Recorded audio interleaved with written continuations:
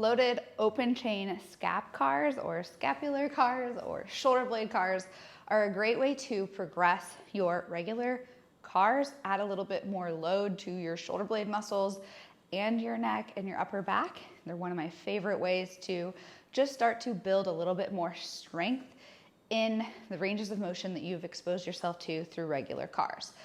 There are two ways I like to load these in a standing position, and what we're really going to be taxing or stressing in this variation of a loaded scap car is going to be your upper trap muscles. So the top movement, we are really going to have load pulling us down, which is going to lengthen them a little bit more in the depression part, and it's going to add a little bit more resistance on the elevation part, which is going to strengthen those muscles a little bit more. So we're really taxing the tops of the shoulder blades, your upper trap muscles, some scalenes and stuff up here.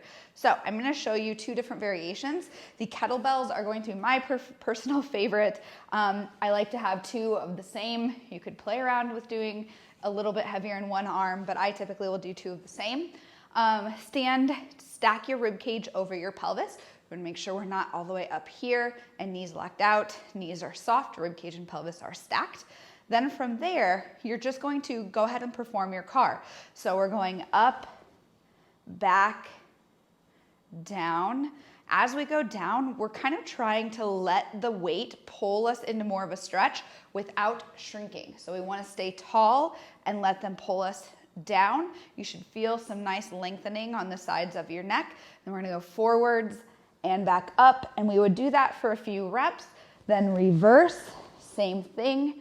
And as we come up, it's really important that we are trying not to use our necks. So as we do heavier weights, you will be a little bit more limited in your range of motion. So you might get a little bit more down, but you will definitely not get as much elevation. If you try too hard to squeeze as high as you can, you'll end up using your neck or your back. So pick a weight where you can feel the challenge, push for all of your ranges, but make sure we're doing so without compensating. Now, the other variation is using a band, which is going to give you a lot of resistance as you pull it more taut. So I like to kind of set this up like a suitcase. Then from here, it's the same exact setup as your kettlebells and same execution. We're just gonna do our shoulder blade cars, but now we have a band in our hands instead of our kettlebells.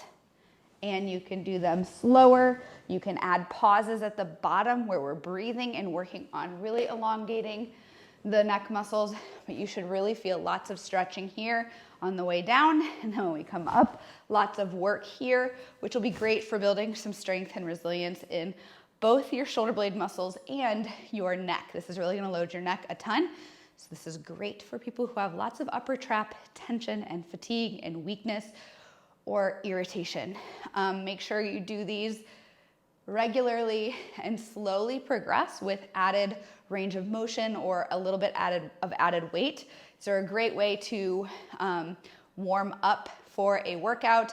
Throw these in with your regular cars, or you can even do them as a cool down or in between sets. Really, they're very versatile. Just make sure you are consistent with them and you're not pushing through any pain at all.